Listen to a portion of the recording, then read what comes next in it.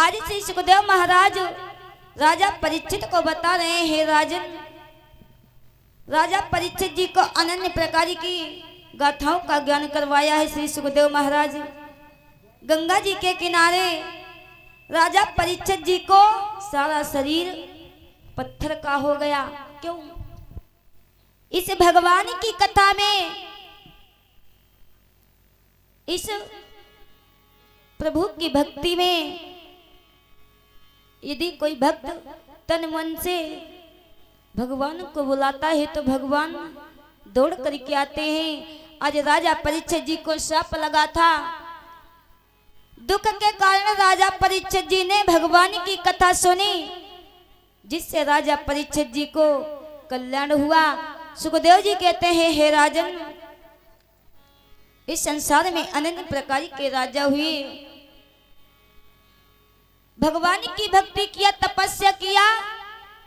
उन्हीं में से एक राजा जिनका नाम श्राद्धदेव है, जिनके घर में सब कुछ है, सोना चांदी धेनु धन, लेकिन कोई संतान नहीं है। और जिसके घर में संतान नहीं है, हमारे से भक्त पीछे कथा सुन चुके हैं कि एक संतान के लिए मैया सुनीति ने क्या किया था, अपने पति से दूसरा विवाह करवाया, जिससे संतान मिल जाए। केवल संतान के लिए माता पिता सब कुछ करते हैं, सारा जीवन अपने संतानों के लिए करते रहते हैं। वही संतान जब सयानी हो जाती, माता पिता की बात नहीं मानती है, तो माता पिता को बहुत बड़ा दुख होता है। अगर माता पिता के, एक पिता के चाहे 4 बच्चे हों या 8 बच्चे हों, सभी का पेट भर लेगा, लेकिन 8 बच्चे एक माता पिता का पेट नहीं भर पाते हैं, सम्मान नहीं दे पाते हैं। जिस घर में माता पिता की सम्मान नहीं हो, आप लोगों ने कथा सुनी है, राजा परीक्षित जी ने कलयुग को स्थान दिया था। जिसके घर में माता पिता का अपमान होता हो, पति और पत्नियों में झगड़ा होता हो, शाम सुबह आपस में निपटता नहीं हो, जिसके घर में जुए की बाजी होती हो, उस घर में कलयुग का निवास होता है। गुरु का अपमान होता, माता पिता का अपमान होता। इस संसार में माता पिता से बढ़ के कोई नहीं। यदि एक हम आप माता पिता की सेवा करें तो कहीं कल्याण हो जाएगा। आज राजा के घर में कोई संतान नहीं है। राजा श्राद्धदेव ने मन में विचार किया, हमारे घर में सब कुछ है, सोना चांदी धेनु धन, लेकिन कोई संतान नहीं है, ये सब क्या करेंगे? कि मुनि वर वशिष्ठ के सम्मति से यह सारी क्रिया रचाई थी।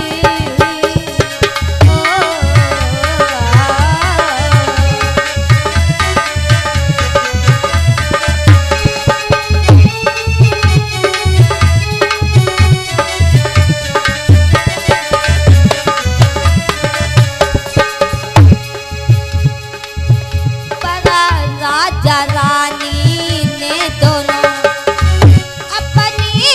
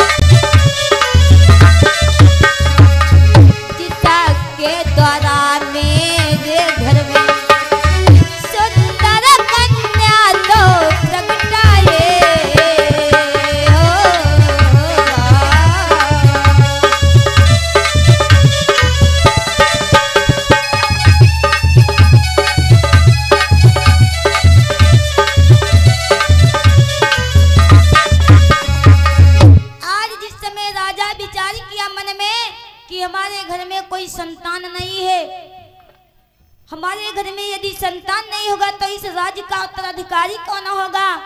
राजा को दुख हुआ, जाकर के मुनि वशिष्ठ जी के पास में पहुंच गए हैं। गुरुवर, हमारे घर में कोई संतान नहीं है, ऐसा कोई उपाय कीजिए जिससे हमारे घर में संतान हो जाए, मेरा ये वंश आगे बढ़ जाए। आज गुरु वशिष्ठ जी ने कहा, हे राजन, अगर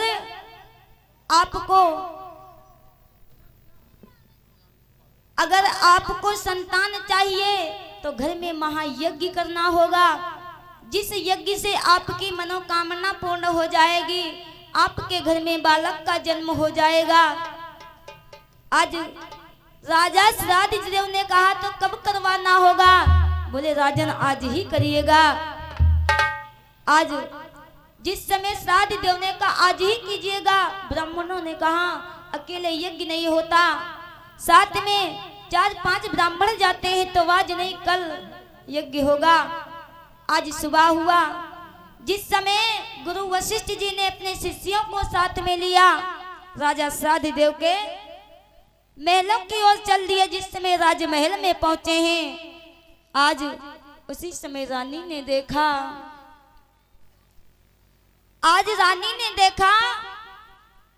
ब्राह्मणों को रोक लिया। रे ये 4-5 ब्राह्मण ये कहाँ झोली झंकड़ी दाड़े हमारे घर में भागत चले आवत।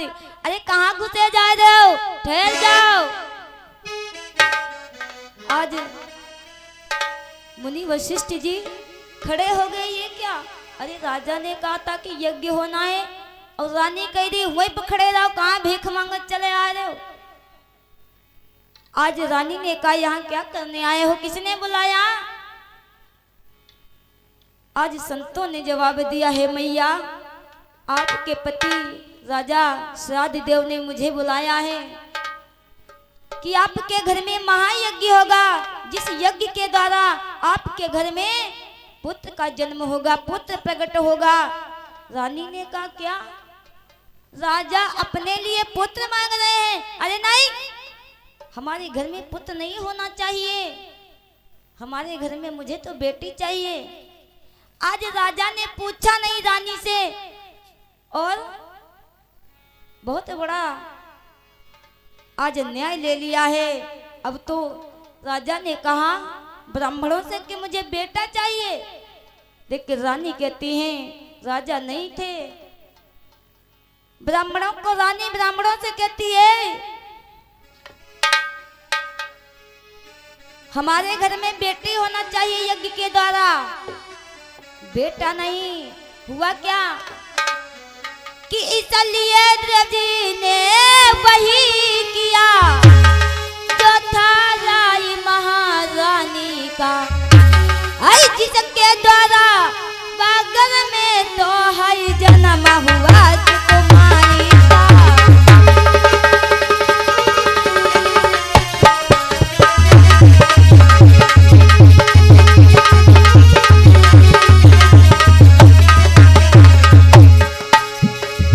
इसलिए रब ने यही किया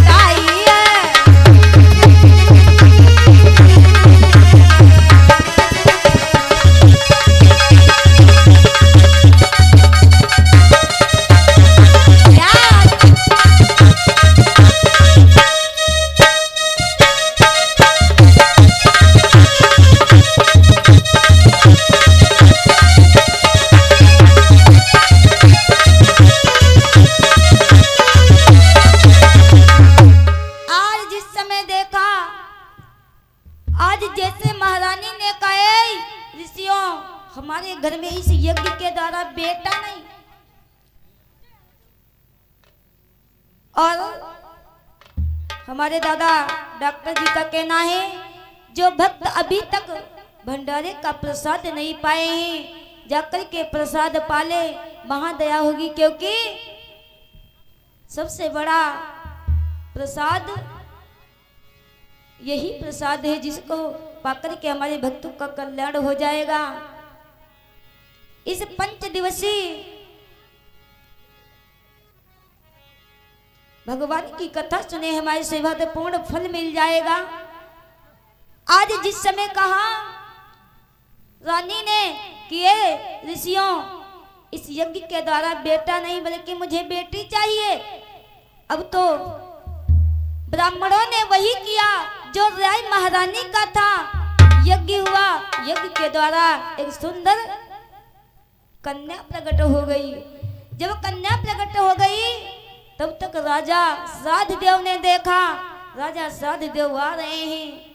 क्या देखा? कुमारी का जन्म हुआ है।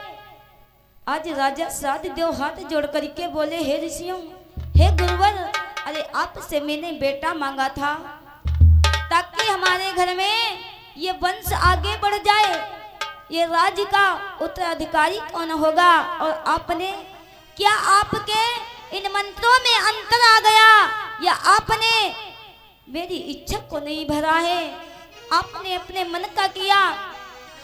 आज गुरु वशिष्ठ जी हाथ जोड़ करके बोले हे राजन, अरे इसमें मेरी गलती कोई नहीं। अगर कोई न्याय लेना था तो आपस में दोनों लोग एक दूसरे से पूछ लेते। और एक बात ध्यान रखना हमारी माताएं, हमारे पिता, अगर कोई न्याय लेना है तो एक दूसरे से जरूर बता देना, पूछ लेना, ताकि जो आगे कार्य कर रहे हैं वो सफल हो जाए। पता लग तुम तो करावे जा रहे हो महायज्ञ और एक घर में देवी जी उनका पता ही नहीं, फायदा क्या है। आज जो कार्य बिना सोचे समझे किया जाता है, पति पत्नी को पता नहीं होता, वो कार्य सफल नहीं होता। जिस समय आज राजा श्राद्ध देव कहते कि मुझे बेटा चाहिए, रानी ने कहा मुझे बेटी चाहिए। अब तो बेटी प्रकट हो गई। आज राजा श्राद्ध देव हाथ जोड़ करके बोले हे गुरुवर, ये आपने क्या किया? हमें लगता है तुम्हारे विधान उल्टे हो गए। गुरु वशिष्ठ जी कहते नहीं राजन, इसमें मेरा कोई दोष नहीं। हाथ जोड़ करके बोले राजा है कि हे दया धाम इच्छा भर दो,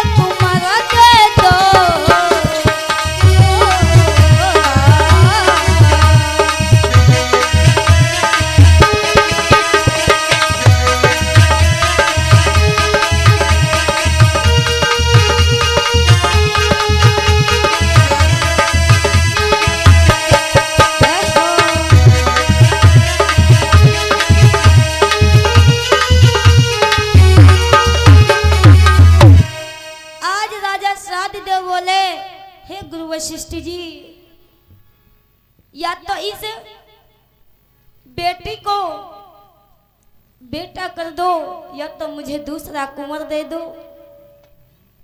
आज मुनि वशिष्ठ कहते हैं राजन, दूसरा कुंवर तो नहीं हो सकता, लेकिन हाँ इस बेटी को मैं बेटा जरूर कर सकता हूँ।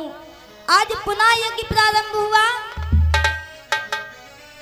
आज जिन विधानों को, जो मंत्रों को पढ़ा था, आज गुरु वशिष्ठ जी ने, ऋषियों ने उल्टा विधान पढ़े कि उलट पुलट कर मंत्र को गुरु ने दिया बसाई, अदल बदल कर देह को उसको दिया पनाई।